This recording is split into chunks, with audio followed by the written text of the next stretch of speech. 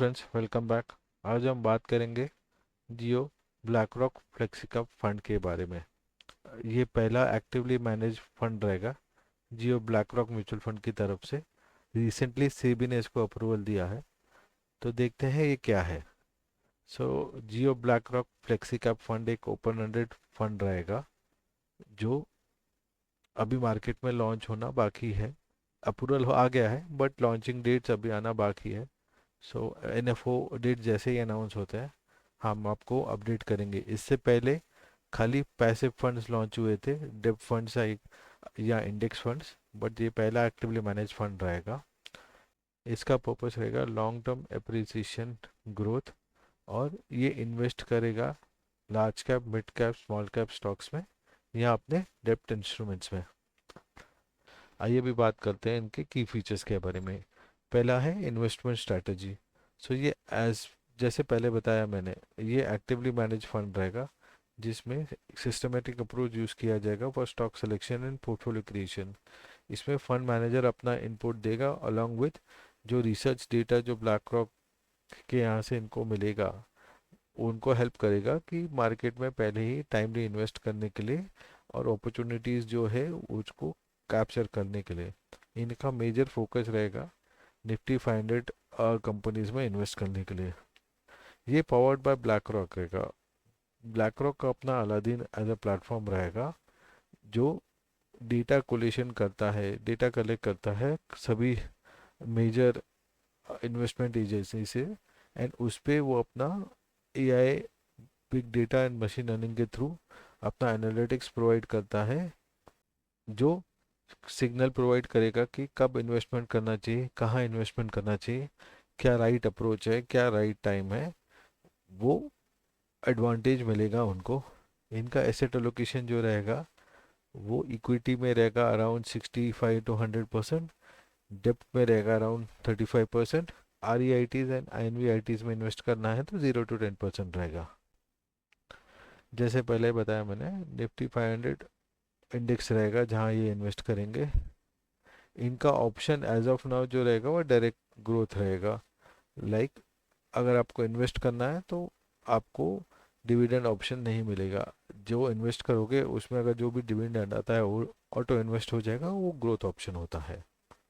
Minimum investment आपका 500 रहेगा। इसमें कोई एग्जिट लोड नहीं है। बाकी म्यूचुअल फंड हाउसेज अपने फंड के मुताबिक अपना एग्जिट लोड लगाते हैं। लाइक अगर आपको 15 दिन, एक महीने में अगर पैसा निकालना है तो कुछ 1% एग्जिट लोड लगता है, बट इसमें कोई एग्जिट लोड नहीं लगेगा।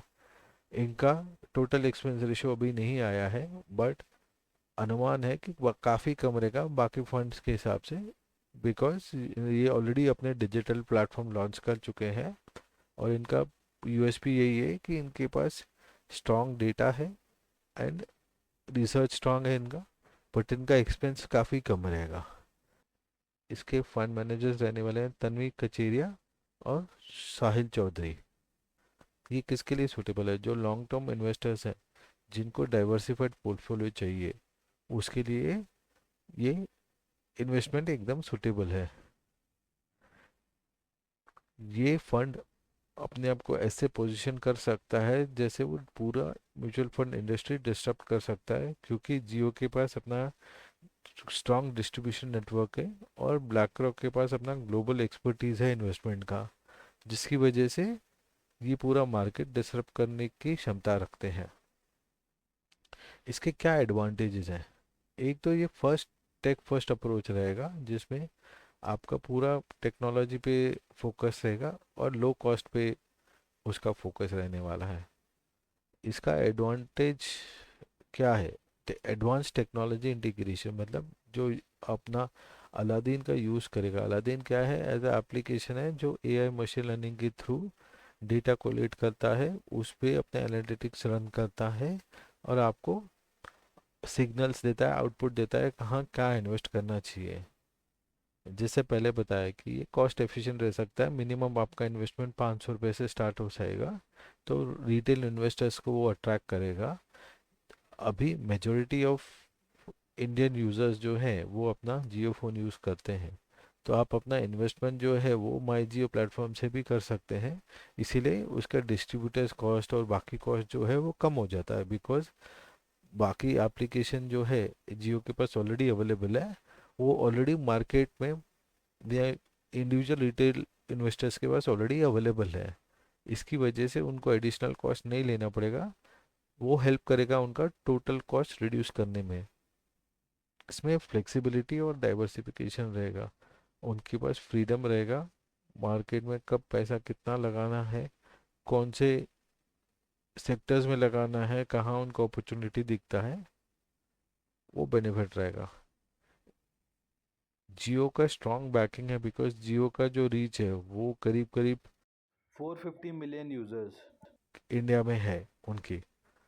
और अगर ब्लैक रॉक का एक्सपर्टीज उसके साथ मिल जाता है तो काफ़ी सारा लॉन्ग टर्म वेल्थ इन्वेस्टर्स का बन सकता है। एक और चीज़, सिंस ये पूरा टेक रिलेटेड है, तो जो हमारे टेक सेवी इन्वेस्टर्स हैं उनके लिए ये बहुत अच्छी अपॉर्चुनिटी रहेगी और ये उनको बहुत अट्रैक्ट करेगा। आइए बात करते हैं इस क्या रिस्क हो सकते हैं। परफॉर्मेंस डिपेंडेंसी, लाइक उनका जो भी परफॉर्मेंस रहेगा वो डिपेंड करेगा कि अल्फा अल्फा दैट मीन्स जो हमारा इंडेक्स कितना रिटर्न देता है उसके। और इस सपोज हमारा इंडेक्स 12% रिटर्न देता है और ये फंड 18% रिटर्न जनरेट करता है, तो जो 6% का गैप है उसको हम अल्फा बोलेंगे। तो इसका सक्सेस डिपेंड करेगा कैसे वो इंडेक्स को बीट करता है और अपना अल्फा जनरेट करता है, और कैसे अपने इंस्टीट्यूशन ग्रेड टूल्स जो है वो यूज़ करता है। अगर वो नहीं कर पाया तो it's a problem. Competitive market, Indian market already crowded है, बहुत सारे म्यूचुअल फंड हाउसेस जो काफ़ी स्ट्रांग भी है, जैसे एचडीएफसी हो गया, एसबीआई हो गया, एक्सिस हो गया, आईसीआईसीआई। और ऑलरेडी डिजिटल प्लेयर्स अवेलेबल है, जैसे ग्रो हो गया, जीरोदा हो गया, तो उनको काफ़ी कंपटीशन मिलेगा। लो मार्जिन प्रेशर, सिंस इनका यूएसपी है कि वो मार्जिन्स काफ़ी कम रखने वाले हैं, तो लो कॉस्ट मार्जिन्स के वजह से उनको एक प्रेशर रहेगा और उनको अपना परफॉर्मेंस उस हिसाब से मेंटेन करना रहेगा। बिल्डिंग ट्रस्ट एंड विजिबिलिटी, जैसे अभी वो नए नए हैं मार्केट में आ रहे हैं, तो नया फंड मैनेजर उसकी क्रेडिबिलिटी, लॉन्ग टर्म इन्वेस्टर उसको कैसे देखता है, वो रिटेंशन कैसे कर सकता है, that will be still a question. Regulatory and data risk, like अपना डेटा लोकलाइजेशन जो है, बिकॉज ये डेटा जो है वो ब्लैक रॉक से लेने वाले हैं, तो इंट्रा कंट्री जो नॉर्म्स है, जो डेटा शेयरिंग नॉर्म्स रहेंगे, उसमें उनको थोड़ा प्रॉब्लम आ सकता है। उनको वो सब रेगुलेटरी चैलेंजेस मेंटेन करने पड़ेंगे, सो दैट डेटा लीक का प्रॉब्लम ना हो या कुछ और प्रॉब्लम ना हो। अगर इन्वेस्टर्स को कंसिडर करना है ये फंड के लिए, तो एटलीस्ट वो 5 साल प्लस का अपना होराइजन रख के चलें, तभी वो इसमें इन्वेस्ट करें। आइए देखते हैं कौन से सिमिलर फंड्स हैं जिनका परफॉर्मेंस सबसे अच्छा रहा है और उनका ट्रैक रिकॉर्ड कैसा है।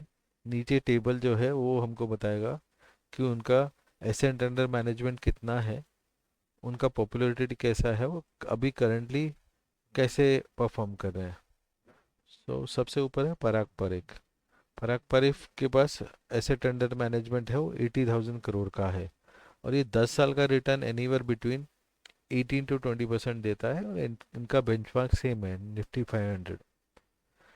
दूसरा आता है H D F C flexi cap. ये भी बहुत अच्छा फंड है, इसका भी जो एसेट अंडर मैनेजमेंट है वो 80,000 करोड़ प्लस है, और ये भी 16 से 18% रिटर्न देता है। जीएम फ्लेक्सी कैप, ये जो है ये aggressive mid cap and small cap category में इन्वेस्ट करता है, इनका ईएम कम है और ये 20% रिटर्न देते हैं, बिकॉज ये एग्रेसिव मिड कैप और स्मॉल कैप में इन्वेस्ट करते हैं, इसलिए इनका रिटर्न ज़्यादा है। बट आप अगर देखेंगे कि इनका इन्वेस्टमेंट जो है, एसेट अंडर मैनेजमेंट जो है वो बहुत कम है। सो इट ऑल्सो, इफ अगर इनके पास काफ़ी रिडम्पशंस आ जाते हैं तो उनको वो उसको रिडीम करने में प्रॉब्लम आ सकता है। ये इन्वेस्ट करते हैं S N P B S C equities में।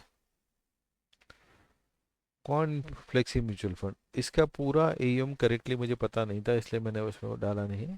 ये भी डायनामिक एलोकेशन करते हैं और इनका भी इन्वेस्टमेंट परफॉर्मेंस अच्छा रहा है। इनका 10 ईयर्स का एनुअल रिटर्न 21% है। बाकी axis, Canara, bank of India ये है सिमिलर टाइप में, वो भी इन्वेस्टमेंट करते हैं और इनका रिटर्न जो है एनीवेयर बिटवीन 15 से 18% का आता है। सिंस जियो अब नया है, हमको रुक के देखना पड़ेगा कि इनका परफॉर्मेंस कैसा है, कैसा आ रहा है, और ये अगर बाकी अपने पीएस को बीट कर सकते हैं ना। इनका मेन एडवांटेज है जो जियो का जो रीच है वो काफ़ी दूर दूर तक इंडिया में फैला हुआ है। काफ़ी जगह पे इनके कस्टमर्स हैं, तो इनको वो इन्वेस्ट, उनके लिए वो मार्केटिंग करने की ज़्यादा ज़रूरत ना पड़ेगी। और दूसरा एडवांटेज रहेगा कि ब्लैक रॉक का जो ऑलरेडी इनके पास एआई का डेटा आएगा, वो ऑलरेडी प्रूवन डेटा है, जिसकी वजह से उनको बहुत सारा एडवांटेज हो सकता है। अगर आपको ये वीडियो पसंद आया हो और आपको लगता है कि ये वीडियो ने आपको कहाँ हेल्प की है, तो काइंडली आप अपने पीयर्स, अपने फ्रेंड्स के साथ शेयर करें एंड उनको भी नॉलेज प्रोवाइड करें। Thank you.